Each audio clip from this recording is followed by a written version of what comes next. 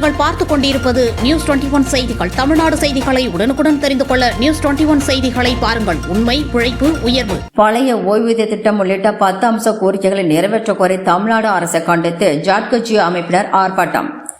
விழுப்புரம் மாவட்டம் செஞ்சி வட்டாட்சியர் அலுவலகம் முன்பு ஜாட்கோ அமைப்பை சேர்ந்த 150க்கும் மேற்பட்டோர் தமிழ்நாடு அரசை கண்டித்து கண்டன ஆர்ப்பாட்டத்தில் ஈடுபட்டனர். அப்போது தேர்தல் வாக்குறுதியை நிறைவேற்றாத தமிழக அரசை கண்டித்தும் பழைய ஓய்வூதிய திட்டம் உள்ளிட்ட 10 அம்ச கோரிக்கைகளை தமிழ்நாடு அரசை நிறைவேற்ற வலியுறுத்தியும் கண்டன ஆர்ப்பாட்டம் நடைபெற்றது.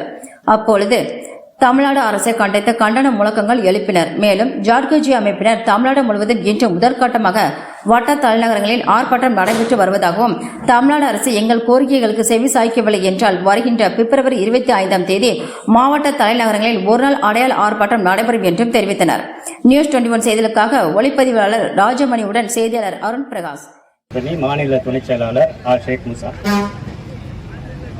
ஜாக்டோ ஜீவன் சார்பாக இன்றைக்கு தமிழ்நாடு முழுவதும் இந்த மாலை நேர ஆர்ப்பாட்டம் வட்டாரத்தினுடைய வட்ட தலைநகரங்களில் நடைபெற்றுக் கொண்டிருக்கின்றது.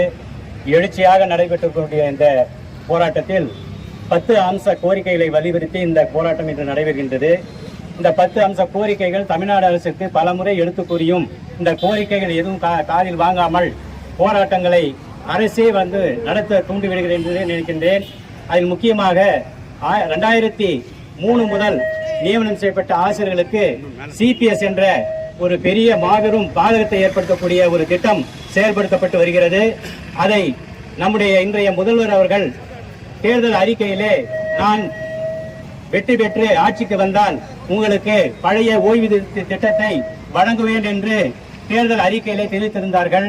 ஆனால் இந்த ஆட்சி அமைந்து 4 ஆண்டுகளாகியும் இதுவரையிலும் சிபிஎஸ் திட்டம் மாற்றப்படவில்லை. இதனால் பல ஆசிரியர்கள், அரசு ஊழியர்கள் பாதிக்கப்பட்டிருக்கின்றார்கள்.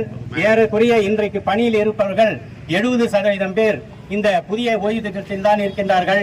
ஆனால் நாங்கள் கேட்டுக்கொண்டிருப்பது பழைய ஓய்வூதிய திட்டம். ஆனால் அரசு இன்று சட்டமன்றத்திலே மத்திய அரசு புதிதாக கொண்டு வரக்கூடிய யூபிஎஸ் என்கின்ற ஒரு புதிய திட்டத்தை நடைமுறைப்படுத்துவதாக கூறியிருக்கின்றார்கள். இதற்கு டிட்டோஜாக் சார்பாக மீண்டும் ஒரு கண்டனத்தை தெரிவித்துக் கொள்கின்றோம். எங்களுக்கு யூபிஎஸ் தேவையில்லை, எங்களுக்கு பழைய ஓய்வூதிய திட்டம் தான் வேண்டும் என்று திட்டவட்டமாக தெரிவித்துக் கொள்கின்றோம். அதற்காக தான் இந்த ஆர்ப்பாட்டம். அடுத்ததாக காலங்காலமாக கலைஞருடைய ஆட்சி முதல் நாங்கள் பெற்று வந்த இஎல் சரண்டர் என்ற அந்த சரண்டர் தொகையை இந்த ஆட்சி மூடுவிழா நடத்திவிட்டது. அதனால் பல ஆசிரியர்களும் அரசு ஊழியர்களும் பாதிக்கப்பட்டிருக்கின்றார்கள்.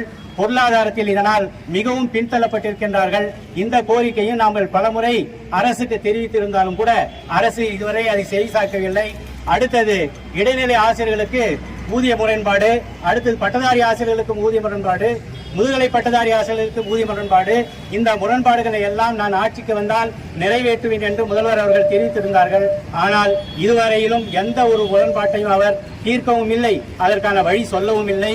இதனால் டிட்டோஜாக் இன்றைக்கு மிக தீவிரமாக முதல் கட்ட போராட்டமாக இந்த போராட்டத்தை தொடங்கியிருக்கின்றது.